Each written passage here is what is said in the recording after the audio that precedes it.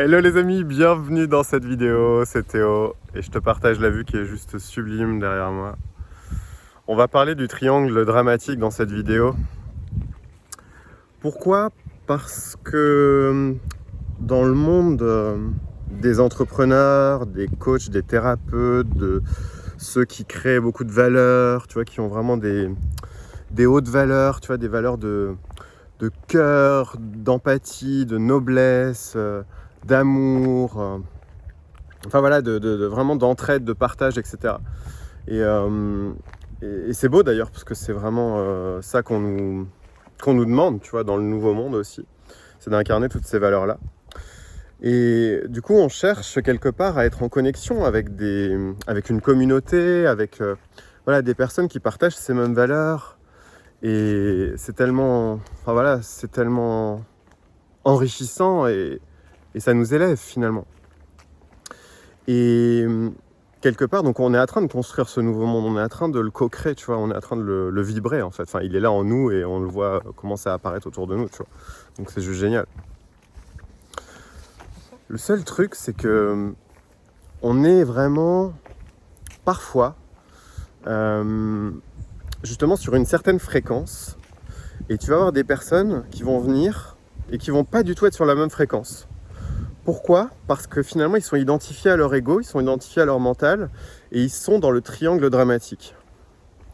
Donc du coup le triangle dramatique, il faut vraiment que tu puisses l'identifier. Je te fais cette vidéo parce que vraiment ça va t'aider justement à le voir chez toi et chez les autres. Je pense que ça peut vraiment clairement t'éclairer. Le triangle dramatique, c'est vraiment genre, c'est une fréquence plutôt qui est basée sur l'ego, sur les blessures, tu vois, de l'ego, et qui fait qu'à un moment donné, tu vas attirer des personnes peut-être qui comprennent pas ton message, tu vois, quand tu parles de nouveau monde, quand tu parles d'énergie, de choses vraiment qui élèvent, tu vois, enfin c'est vraiment très clair. Peut-être qu'il y aura de la créativité, peut-être qu'il y aura, je sais pas, des personnes qui vont être à fond dans le côté artiste, ou tu vois, qui vont être en train de canaliser des choses, etc., même des codes, enfin tu vois, des choses très spéciales en fait. Et c'est beau, ça c'est vraiment ce que j'encourage. Ça fait des années que j'aide justement les thérapeutes, les médiums, voilà, tous ces êtres magnifiques à déployer leurs ailes, tu vois, à ouvrir leurs ailes. Et malheureusement, tu vois, il y a ce triangle dramatique, tu vois, chez les personnes qui sont justement identifiées au sauveur, à la victime et aussi au bourreau, au persécuteur, qui vont pas du tout comprendre ton message et qui, eux, vibrent pas sur la même fréquence. Donc du coup, ils sont sur une fréquence qui est plus basse. Ils sont avec des blessures, souvent ils sont en réaction par rapport à des blessures qu'ils ont. Donc du coup, ils vont jouer ces rôles, tu vois, ce sont des rôles en fait, tu vois, qui sont vraiment lourds finalement, qui sont liés vraiment à... j'emprunte ce rôle parce que je ne suis pas conscient justement de mon être divin, je ne suis pas conscient de ma mission de vie, je ne suis pas conscient des qualités de mon âme, etc. Donc du coup, je me perds dans des rôles comme ça, qui sont liés à des blessures. Donc souvent, ça va être le sauveur. Ça, il va falloir vraiment arrêter avec ça aussi. Le sauveur sacrificiel. Parce que tu vois, j'ai remarqué qu'il y avait beaucoup de thérapeutes encore, de coachs qui sont dans le sauveur, tu vois. Donc du coup, tu vas attirer des victimes. Et ça, il faut vraiment arrêter avec ça, parce que c'est un fardeau, si tu veux, ça va plomber ta puissance. Ça va plomber finalement ce que tu as amené au monde, ton message de cœur, voilà, tout ce que tu peux, comment tu peux contribuer à apporter du bien-être, à apporter des transformations chez les personnes que tu accompagnes, etc. Et voilà, la victime, elle est toujours derrière donc le sauveur. En fait, c'est ça, c'est pas la même fréquence, tu vas le sentir.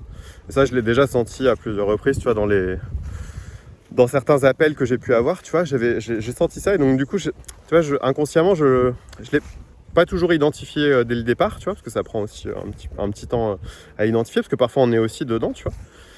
Mais de plus en plus, j'arrive à identifier rapidement maintenant si ça match ou si ça match pas. Et tu dois le sentir assez rapidement.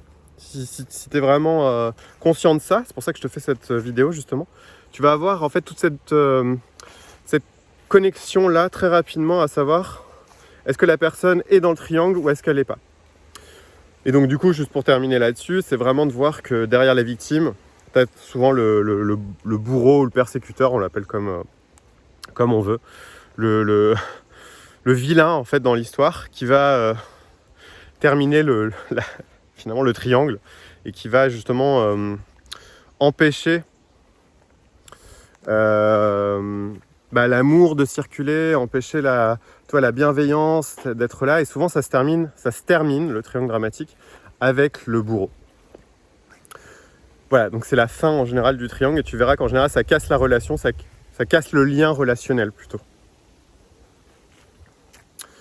Donc voilà cette vidéo, j'avais vraiment envie de te partager ça parce que je sens que ça peut vraiment contribuer pour toi et voir que tu puisses arrêter d'attirer des clients comme ça, que tu puisses, en identifiant en toi, tu vois, si tu as encore des choses de cet ordre-là, tu vois, souvent c'est le sauveur, hein, parce que ça commence par le sauveur et ça termine par le persécuteur. Et le sauveur, tu identifies le sauveur quand t'es dans le sacrifice. Alors si t'es pas dans le sacrifice, en général c'est que t'es pas dans le sauveur, parce que tu sais que voilà, tu connectes à ta valeur, tu connectes à ta puissance, voilà, tu sais que tout travail mérite d'être honoré, respecté, que la personne voilà, qui vient avec toi, elle s'engage avec toi, tu vois, elle s'engage aussi à faire un bout de chemin avec toi, et il n'est pas question de négocier avec toi-même et encore moins de négocier avec l'autre, tu vois. Ça veut dire que tu es encore dans le triangle. Si tu négocies avec toi ou si tu négocies avec l'autre, attention, je ne parle pas de négociation, on va dire bienveillante. Tu vois, il y a toujours une négociation à un moment donné dans un partage, à un moment donné pour concrétiser, on va dire, l'échange. C'est vraiment de négocier avec toi à l'intérieur de toi et négocier avec l'autre, tu vois, comme un jeu de pouvoir finalement. Parce que le triangle dramatique, c'est un jeu de pouvoir qui va te desservir et qui va te faire chuter en fait. C'est pour ça d'ailleurs qu'on l'appelle démoniaque, parce qu'il amène à de la séparation, il va couper le lien, il cultive en fait les choses qui sont pas ok, quoi. Si personne t'a demandé quoi que ce soit, ne dis rien en fait. Parfois il est plus sage de se taire. Et c'est parfait comme ça, tu vois. Parfois je sais me taire aussi quand j'écoute des personnes qui viennent à moi. J'ai cette sagesse justement de me taire et de la laisser parler, justement de la laisser s'exprimer, aller au bout sans intervenir. Et c'est ça aussi. Tu vois, dans notre société occidentale, on a tendance à trop couper la parole, à être trop dans notre mental, et donc du coup on n'écoute pas vraiment l'autre, donc on n'est pas vraiment connecté à soi, on n'est pas vraiment connecté à l'autre, et on est pressé, tu vois, on va aller vite, etc., être productif, efficace, mais finalement on bâcle le travail. On bâcle la qualité de l'échange. Voilà, c'est plutôt ça. Voilà, donc c'était vraiment cette vidéo qui me tient particulièrement à cœur pour justement t'éclairer sur qu'est-ce qui fait que tu peux être encore dans le triangle, qu'est-ce qui fait que justement tu n'y es plus aussi, parce qu'il y a un moment donné où tu vas en sortir, parce que tu seras suffisamment sage, finalement, c'est une question de sagesse. C'est un chemin, je dirais, c'est pas un truc, c'est pas je sors du triangle dramatique en claquant des doigts, mais en tout cas tu verras que c'est toujours la même chose. Tu vois, on me l'a bien montré, hein, j'ai bien compris. Mais c'est toujours le même jeu en fait. C'est un peu comme on pourrait dire que c'est un peu comme un cercle vicieux ou un triangle vicieux, quoi. Voilà ce qui me vient par rapport à cette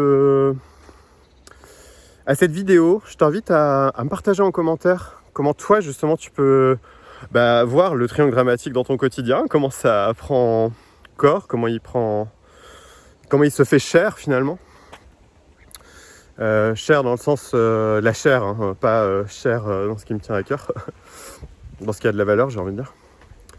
Comment est-ce qu'il se fait chair et comment est-ce que tu peux justement en sortir et vraiment être plus connecté à rester centré sur ce qui est important pour toi, et pas justement te désaxer, pas quitter finalement ta guidance, tu vois, pas de te déconnecter de ta puissance, mais d'être dans ta puissance, d'être dans ton leadership, d'être dans le message de ton âme, dans ton cœur en fait, de parler avec les personnes autour de toi dans le cœur en fait, et pas que dans le mental, tu vois.